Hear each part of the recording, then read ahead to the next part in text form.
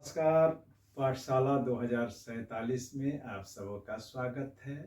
अब हम लोग रीतिकाल के प्रसिद्ध रीति सिद्ध एवं श्रृंगार रस के श्रेष्ठ कवि बिहारी लाल द्वारा रचित बिहारी सतसई, जिसका प्रामाणिक संकलन एवं संपादन आचार्य जगन्नाथ दास रत्नाकर जी ने बिहारी रत्नाकर के नाम से किया है। उस बिहारी रत्नाकर का 70वां दोहा हम आज पढ़ेंगे, उसके कठिन शब्दों का अर्थ जानेंगे, उसकी व्याख्या करेंगे और विशेषताओं को उद्घाटित करेंगे। दोहा है, छूटी न शिशुता की झलक। छूटी न शिशुता की झलक, झलकयो जोबनु अंग। दीपति देह दूहु न मिली, दीपति देह दूहु न मिली। दीपति ताफतारंग, दीपति ताफतारंग।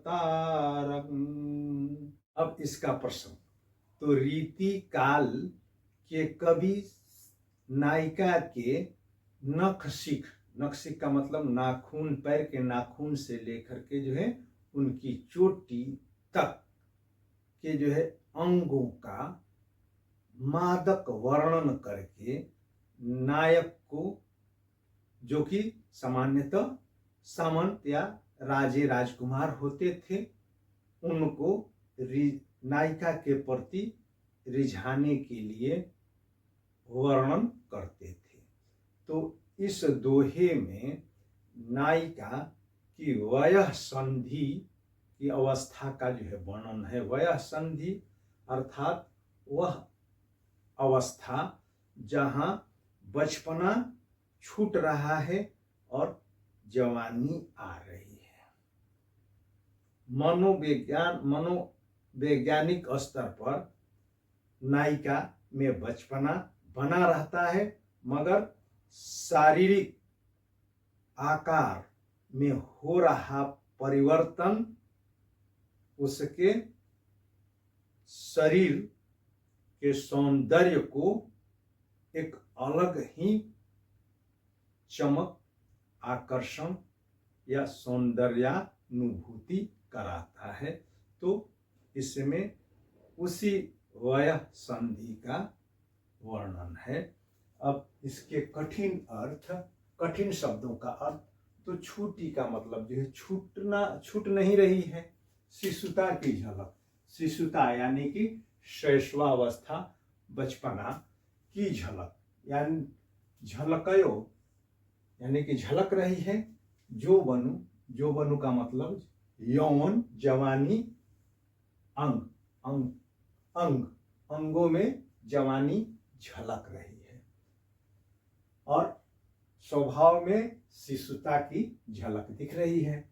दीपति देह दुहु न मिली, अब जो है एक तरफ जो है शिशुता और दूसरी तरफ यौवन, तो दीपति का मतलब जो है दीप्त हो रही है, प्रदीप्त हो रही है, या झलक उसमें जो है आ रही है, चमक आ रही है। देह का मतलब जो है शरीर, अंग। दुहुन यानी कि दुहुन, दोनों कौन? शिशुता और यौवन, यानी कि बाल्यावस्था और यौवनावस्था। दुहुन मिली। दीपति ताफतारंग, और जिस भांति जो है ताफता रंग का जो है कपड़ा जो है झलकता है, वैसे ही नायिका दीप्त हो रही है, यानी कि चमक रही है, या उसके शरीर से एक आभा निकल रही है। अब ये ताफ्ता क्या है? तो ताफ्ता फारसी का शब्द है, और हिंदी में उसको जो है समझे तो धूप छाया, यानी कि आधा, थोड़ा धूप थोड़ी छाया, जैसे कि खटिया के नीचे जब बैठते हैं या उठाते हैं तो वहीं से को जो है धूप छाही कहते हैं, यानी कि धूप भी है छाया भी है। और यहाँ पर ताफ्ता तो जो है कपड़े के को लेकर के जो है पारसी में जो है कपड़ा का जो दुरंगा कपड़ा होता है जिसमें ताना और बाना, ताना कपड़ा अगर जो है देखे हों तो ताना इसको जो है पहले जो है तान दिया जाता है लंबवत, करघा पर जब बुना जाता है कपड़ा तो तान दिया जाता है। मान लीजिए कि यह जो है लाल रंग का हो गया तो ताना हो गया। अब इसमें हरा रंग या पीला रंग या कोई दूसरे रंग का ऊर्ध्वाधर जब धागा पिरोया गया तो इसको जो है कहते हैं बाना। तो एक रंग का ताना और दूसरे रंग का बाना जब लगाया जाता है या ताना और बाना अलग अलग रंग का होता है तो उसको कहते हैं ताफ्ता रंग का कपड़ा। तो ये दोनों अवस्थाएं या दोनों अवस्थाओं की जो है चमक या स्वभाव या मनोवेग दिख रहे हैं और उससे उसके शरीर में एक अजब प्रकार का आकर्षण या चमक आ गई है। अब इसके जो है सरलार्थ और व्याख्या। छूटी न शिशुता की झलक, इस दोहे में कवि कह रहा है कि नायिका अपने शैशवावस्था को पार करके यौवनावस्था में पहुंच रही है। तो अभी जो है मनो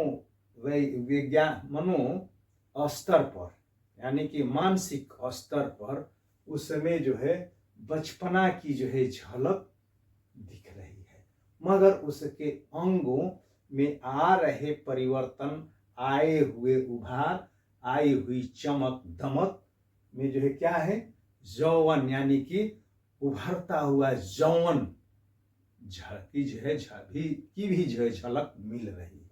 इस भांति शिशुता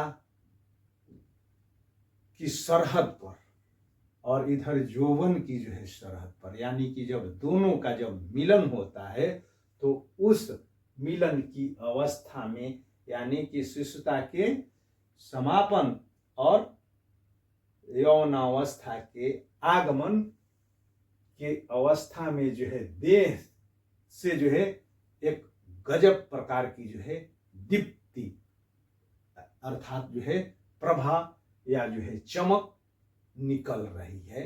ठीक वैसे ही जैसे कि ताफ्ता रंग का वस्त्र चमकता है, यानी कि धूपछाही रंग का कपड़ा जिस भांति जो है चमकता है, न तो वह काला होता है, काले रंग का होता है, न उजले या किसी अन्य रंग का, वरन वह एक अलग ही आकर्षण पैदा करता है। वैसे ही नायिका की जो है समाप्त होती हुई खत्म होती हुई शैशवावस्था या बचपना और उसके जो है अंगों में आ रहे उभार के कारण उसमें एक उसके शरीर में गजब प्रकार का आकर्षण आ गया है। अब मूलार्थ या केंद्रीय विषय या भावार्थ क्या है, तो इसमें नायिका जो शैशवावस्था को पार करके यौवनावस्था में पहुंच रही है तो उसके शरीर में आए हुए परिवर्तनों का बड़ा ही मोहक वर्णन कवि ने इस दोहे में किया है। भाषा तो ब्रज भाषा है जिसमें फारसी के शब्द का भी बड़ा ही सटीक प्रयोग करके कवि ने भाव को स्पष्ट करने का सफल प्रयास किया है और सटीक शब्दों के जो है चयन और उनके पदानुक्रम के कारण ही कवि दोहा रूपी इस छोटे से पद में, छोटे से चरण में भावों को भरने में, यानी कि बचपना को त्याग, बचपना की सीमा को पार करते हुए यौनावस्था में प्रवेश करने की स्थिति का मनमोहक चित्रण प्रस्तुत करने में सफलता प्राप्त की है, जिस पर टीज करके रामचंद्र शुक्ल जी भी कहते हैं कि बिहारी लाल ने अपनी कल्पना और भाषा की संहार शक्ति से दोहे रूपी छोटे से छंद में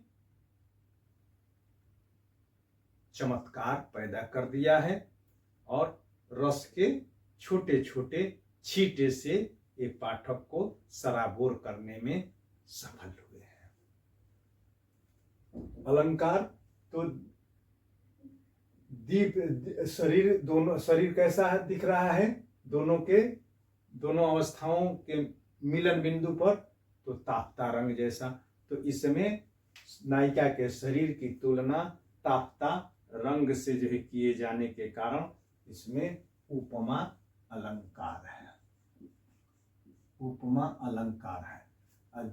झलक झलकयो, झलक झलकयो में एक झलक का मतलब जो है झलक रही है, चमक रही है, दिख रही है, और दूसरा झलकयो माने चमकना।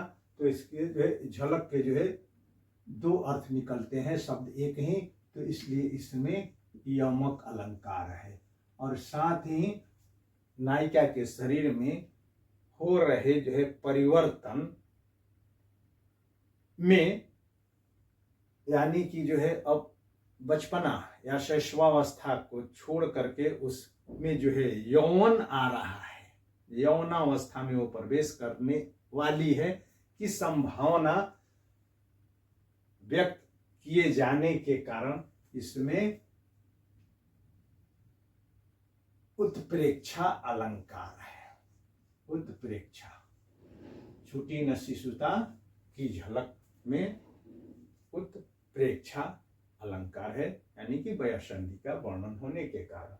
और अब इसमें दीपति देह दुहून में द की एक बार से ज्यादा आवृत्ति हुई है, तो इसलिए जब एक ही वर्ण की दो से अधिक बार व्यवहार किया जाता है तो उसको वृत्यानुप्रास अलंकार कहते हैं। जब दो बार होता है तो उसको छेका कहते हैं, छेकानुप्रास। और जब दो बार से अधिक व्यवहार होता है, प्रयोग होता है, तो उसको वृत्यानुप्रास अलंकार कहते हैं। तो इसमें वृत्यानुप्रास अलंकार है।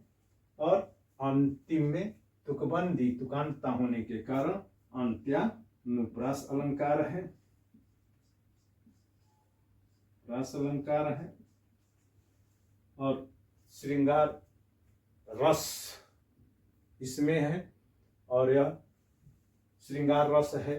तो जब रस श्रृंगार होगा तो गुण माधुर्य, रीति वैदर्भी और वृत्ति मधुरा होगी। अब छंद तो यह दोहा छंद में है, और दोहा जिसके प्रत्येक चरण में 24 मात्राएं होती है, 13 और 11 पर यति दे करके। तो इसको भी हम लोग अगर गिनेंगे तो इसमें 24 मात्राएं होंगी। हम लोग गिन भी लेते हैं। छू में 1 मात्रा, टी में 2 मात्रा, नौ में 1 मात्रा, सी में 1 मात्रा, सु में 1 मात्रा, ता में 2 मात्रा, की में 2 मात्रा, झ में लप में झ ल का 1 मात्रा, झ ल कयो में जो है 2 मात्रा, जो में 2 मात्रा, ब में 1 मात्रा, नु में 1 मात्रा, अंग में 2 मात्रा, ग में 1 मात्रा। तो 3 4 5 6 2 8 2 10 3 13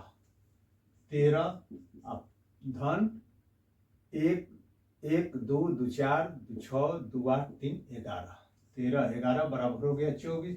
तो 24 मात्राएं, इसमें भी 24 मात्रा होगी। आज भर इतना ही। बहुत बहुत धन्यवाद। फिर हम मिलते हैं कल एक नए दोहे के साथ। तब तक के लिए इसको आप लोग देखिए, सुनिए और अपने मित्रों के बीच शेयर कीजिए, सब्सक्राइब कीजिए।